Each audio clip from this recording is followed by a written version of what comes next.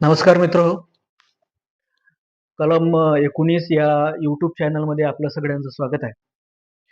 बऱ्याचदा आपण चित्रपटांना इतिहास समजत असतो आणि चित्रपटांना इतिहास समजणाऱ्यांमध्ये सगळ्यात जास्त गर्दी जर कोणाची असेल, तर ज्या अभ्यासापासून, वाचनापासून किंवा संशोधनापासून जी लोकं फारकत घेतात, शोधण्याच्या भानगडीत फारसे ते पडत नाही आणि चित्रपटांवर विश्वास ठेवून त्यालाच इतिहास समजतात आणि त्या पद्धतीची मतं आपली बनवत असतात. त्याच्यामुळं अनेक प्रकारच्या फसगती होण्याचा धोका मोठ्या प्रमाणात आहे. आता आपल्याला माहिती आहे बरेच चित्रपट जे आहे ते प्रचारकी दर्जाचे असतात. ज्या काळामध्ये ज्या सत्ता, ज्या विचारांच्या सत्ता येत असतात, त्या विचारांच्या सत्तांच्या स्वरूपामध्ये तिथलं साहित्य असेल, कला असेल, मग त्याच्यामध्ये चित्रपट, नाटकं, लिखित पुस्तकं, मोठ्या प्रमाणात कोणतंही साहित्य म्हणा, काही ना काही प्रमाणात त्या बाजूनं सत्तेच्या बाजूनं कललेलं असतं. परंतु जी सुज्ञ माणसं आहे आणि ज्यांना खरंच सत्याशी काहीतरी बांधिलकी असेल, तर त्यांनी सत्य स्वतः शोधून काढलं पाहिजे. ऐतिहासिक महापुरुष जे काही आहे, ते परिस्थितीशी निगडीत असतात हे आपण विसरू नये. मग जगातला कितीही मोठा महापुरुष असेल, तर तो परिस्थितीनुसार घडत असतो आणि आपली जी काही फॅन्टसी असते, म्हणजे आजच्या काळामधली फॅन्टसी तुम्हाला गेल्या काळातील लोकांच्या संदर्भामध्ये लावता येत नाही. आजचा काळ, आजचे नियम आणि आजचा एकंदरीत समाजामध्ये असलेले समज, गैरसमज आणि कोणताही आजचा नियम तुम्हाला मध्ययुग, प्राचीन या युगातील कोणत्याही पुरुषाच्या संदर्भामध्ये, महापुरुषाच्या संदर्भामध्ये, त्यांनी केलेल्या कार्याच्या संदर्भामध्ये, त्यांच्या असलेल्या धारणेच्या संदर्भामध्ये तुम्हाला आजच्या फुटपट्ट्या लावता येत नाही. कारण काळ वेगवेगळा असतो आणि काळाची चौकट जी असते त्या चौकटी मोडून माणसाला जाता येत नाही. अगदी आपल्यालाही या काळात एवढ्या सगळ्या सुविधा असताना सुद्धा आपल्याला या चौकटी मोडून समोर जाणे फारच आव्हानात्मक असते. काही बाबतीमध्ये महापुरुष किंवा त्यावेळच्या घटनांचा अभ्यास करत असताना आपल्याला स्वतःला शोध घ्यावा लागणार आहे.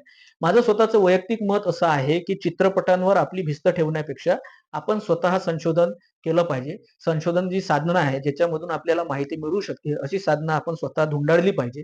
ते जर आपल्याकडून शक्य नसेल, तर निदान चित्रपटामध्ये जे दाखवलेलं आहे त्यालाच सत्य मानून त्याच्यावर आपली मतं तरी आपण बनवू नये, असं माझं वैयक्तिक मत आहे. मग ते चित्रपट कोणत्याही ऐतिहासिक व्यक्तीच्या संदर्भात असो, घटनेच्या संदर्भामध्ये असो, एखाद्या राज्याच्या संदर्भामध्ये असो, आपण आपलं मत हे आपल्या संशोधनांतीच बनवलं पाहिजे. स्वतः त्याची चाचपणी केली पाहिजे. अनेक प्रचारकी चित्रपट आहेत आणि विशेषतः महाराष्ट्राचा जर विचार केला तर छत्रपती शिवाजी महाराजांच्या एकट्या या महापुरुषांच्या महापुरुषाच्या व्यक्तिरेखेवर अनेक चित्रपट आलेली आहे. संभाजी राजांवर अलीकडे अनेक चित्रपट आलेली आहे.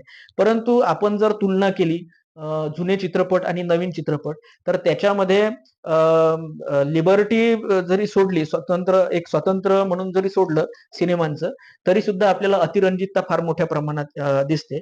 मी तर अनेक चित्रपट अशीही पाहिलेली आहे, की छत्रपती शिवाजी महाराजांचा किंवा संभाजी राजांचा इतिहास दाखवत असताना त्यावेळची जी युद्ध प्रसंग जे दाखवलेले आहे, हे युद्ध प्रसंग मध्ययुगातले कमी वाटतात. आधुनिक युगातले जास्त वाटतात. म्हणजे खरं चित्र ते काही उभं करू शकत नाही असे अनेक चित्रपट पाहिलेले आहे. अतिरंजितता त्याच्यामध्ये आहे. जे काही घडलेलं आहे त्या काळामध्ये एखादा प्रसंग घडलेला असेल, त्याची तीव्रता जरी कमी असली, त्या काळातली त्याची तीव्रता, त्याचे परिणाम अत्यंत सौम्य असले, तरी मात्र चित्रपटांमध्ये अत्यंत भडक करून ते दाखवले जातात. म्हणजे तुमच्यामधल्या तुमच्या भावनांना चेतवण्याचा प्रयत्न चित्रपट निर्मात्यांच्या वैचारिक अंगाने किंवा प्रचारकीय अंगाने तुमच्या भावना चेतवण्याचा ते प्रयत्न करीत असतात. याला कोणताही काळ अपवाद नाही. कोणताच भारतातला काळ अपवाद नाही. त्याच्यामुळे तुम्हाला जर महापुरुषांची चरित्रे किंवा इतिहास समजून घ्यायचा असेल, तर तो पुस्तकाच्या रूपाने तुम्हाला समजून घ्यावा लागेल. आणि आता दुसरं इंटरनेटच्या माध्यमातून जर विचार करतो म्हटलं, तर आपल्यामध्ये Wikipedia सारखी जी माध्यमं आहे, त्याच्यामधला मजकूर सुद्धा आपण पडताळून घेतला पाहिजे. नो एव्हिडन्स, नो हिस्ट्री ही इतिहासाची आउटलाईन आहे. हे कधीही विसरू नये आणि एव्हिडन्स नसेल, तर बोलू नये. त्याला इतिहास म्हणू नये. शिवाजी महाराजांच्या संदर्भामध्ये कल्याणच्या सुभेदाराचा सुनेचा जो प्रसंग आहे, तो असाच आहे. तो कल्पनेने बनवला आहे, असं माझं वैयक्तिक मत याच्यासाठी आहे, कारण की त्याला पुरावा नाहीये. याला म्हणजे कल्याणच्या सुभेदाराच्या सुनेचा जो प्रसंग आपल्यासमोर मांडला जातो, ती बहुतेक लोककथा असावी असं माझं मत आहे. त्याला ऐतिहासिक असा पुरावा नाहीये. म्हणजे साधनांमध्ये पण नाहीये. हा, एक पुरावा एक दोन घटनेचा फार महत्वाचा पुरावा आहे. म्हणजे सावित्रीबाई देसाई ज्या आहे, मल्लाबाई देसाई, कर्नाटक स्वारीच्या वेळेस जो काही प्रसंग झालेला आहे, त्यांना सावित्रीबाई हा किताब दिला. सखोजी गायकवाडांनी म्हणजे शिवाजी महाराजांच्या एका सेनानींनी तिथल्या जो सरदार होता, म्हणजे तिथल्या गडीचा जो संरक्षक होता, ती गडी मराठ्यांनी जिंकल्यानंतर त्या उन्मादामध्ये सखोजी गायकवाडांनी बदमल मल्लाबाईंशी केला. आणि ही गोष्ट जेव्हा शिवाजी महाराजांना कळली तेव्हा सखोजी गायकवाडांचे डोळे, आपल्या नातेवाईकाचे डोळे काढण्याचा फरमान महाराजांनी केलं. न्यायनिष्ठूर महाराज होते.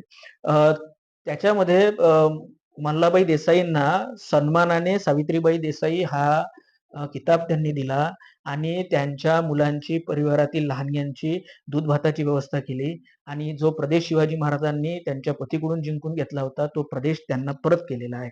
दुसरं, रायबागीन देशमुख, जे माहूरचे उदिराम देशमुख यांच्या कुटुंबातील रायबागन इतिहासामध्ये प्रसिद्ध आहे. त्या मोगलांच्या सेनानी होत्या, स्त्री सेनानी. शिवाजी महाराजांनी त्यांचा सुद्धा सन्मान केलेला आहे. उमरखिंडीच्या लढाईमध्ये कारतलब खानाला पराभूत केल्यानंतर कारतलब खानासोबत ज्या सेनानी होत्या, रायबागन देशमुख, त्यांचा सुद्धा सन्मान केलेला आहे शिवाजी महाराजांनी. शिवाजी महाराजांनी इथपर्यंत म्हटलेलं आहे की शस्त्रधारी स्त्री ही काही वर्ज्य नसते, तर ती सन्माननीय असते, असं शिवाजी महाराज आपल्या फौजेला सांगतात. त्यावेळेची एक नोंद ती आहे. म्हणून म्हणण्याचं तात्पर्य हे आहे की काही फॅन्टसी असतात, काही लोकसाहित्यातून आलेले महापुरुषांच्या संदर्भामध्ये काही प्रसंग असतात, दंतकथा असतात.